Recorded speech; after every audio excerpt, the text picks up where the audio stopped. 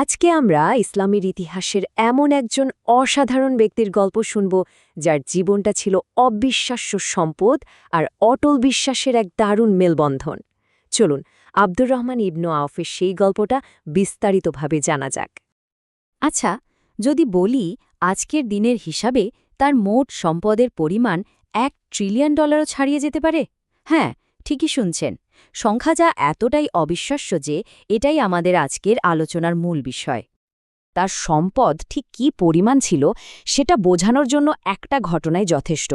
মৃত্যুর পর তার রেখে যাওয়া সোনা এতটাই বেশি ছিল যে সেগুলো ভাগ করার জন্য লিটারালি কুড়াল ব্যবহার করতে হয়েছিল।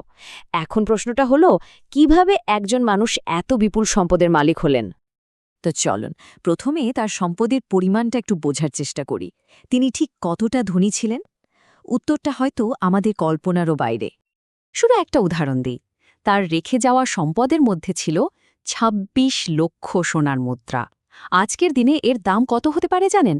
প্রায় $৭০০ মিলিয়ন। আর মজার ব্যাপার হলো, এটা তার মোট সম্পদের একটা খুবই সামান্য অংশ ছিল মাত্র। আচ্ছা, যদি ইতিহাসের অন্য বিখ্যাত ধনীদের সাথে তার তুলনা করা হয়, তাহলে ব্যাপারটা আরও পরিষ্কার হবে। যেমন ধরুন, রোমান সাম্রাজ্যের সবচেয়ে ধনী ব্যক্তি ছিলেন মার্কাস ক্র্যাসাস, যার সম্পদ ছিল প্রায় $20 বিলিয়ন। আর আব্দুর রহমান ইবনে আউফের সম্পদের সর্বনিম্ন অনুমানও কিন্তু এর চেয়ে বেশি।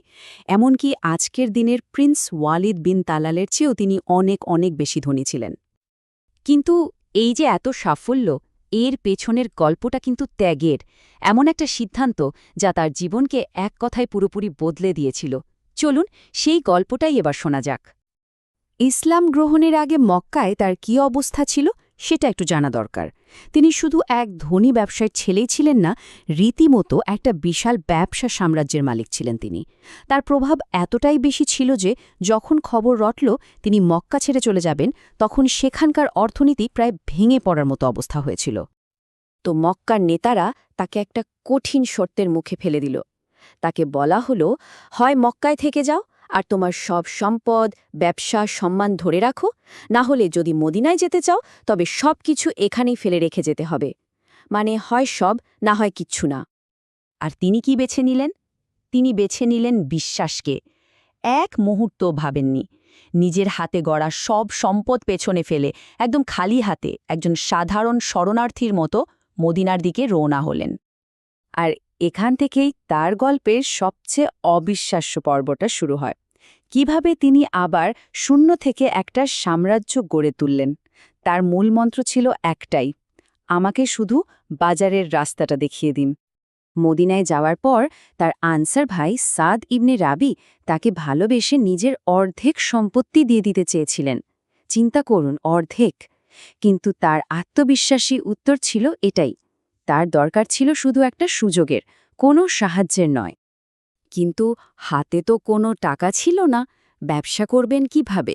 এখানেই তিনি কাজে লাগালেন মুদারাবা নামের একটা দারুণ ইসলামিক ব্যবসায়িক নীতি। সহজ কথায় এটা হলো একটা পার্টনারশিপ। একজন টাকা দেবে আর অন্যজন নিজের বুদ্ধি আর শ্রম দিয়ে ব্যবসা করবে।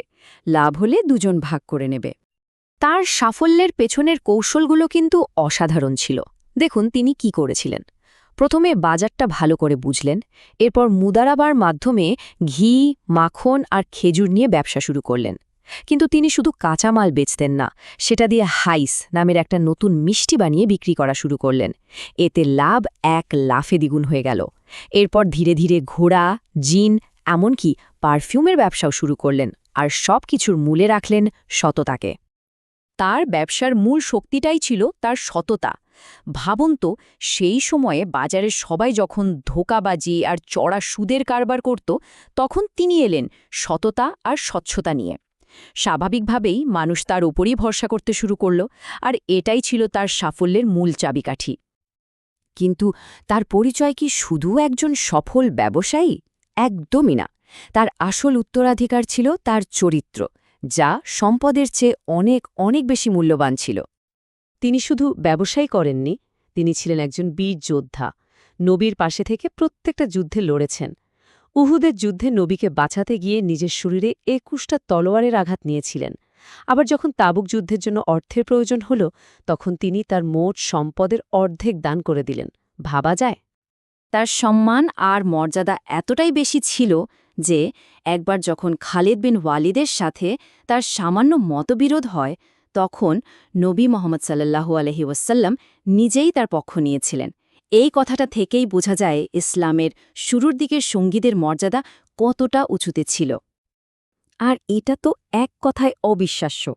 ইতিহাসে তিনিই একমাত্র ব্যক্তি যার পিছনে ইমাম হিসেবে দাঁড়িয়ে স্বয়ং নবী মোহাম্মদ সাল্লাহ সাল্লাম নামাজ পড়েছেন।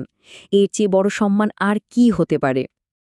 এত কিছুর পরেও তার মধ্যে কোনো অহংকার ছিল না। তিনি খালিফাদের প্রধান উপদেষ্টা হিসাবে কাজ করেছেন, নবীর স্ত্রীদের নিজের পরিবারের মতো দেখতেন, আর সামাজিক ভেদাভেদ ভাঙার জন্য নিজের বোনকে বিয়ে দিয়েছিলেন বিলালের সাথে, যিনি একসময় দাস ছিলেন। সম্পদ তাকে একটুও বদলাতে পারেনি। তার নিজের মুখেই শোনা যাক তার সাফল্যের রহস্য। তিনি বলতেন, আমি এমন কোনো পাথর তুলিনি যার নিচে সোনা পাওয়ার আশা করিনি। মানে তার দৃষ্টিভঙ্গিটাই ছিল এমন যে সবকিছুর মধ্যেই একটা সুযোগ লুকিয়ে আছে।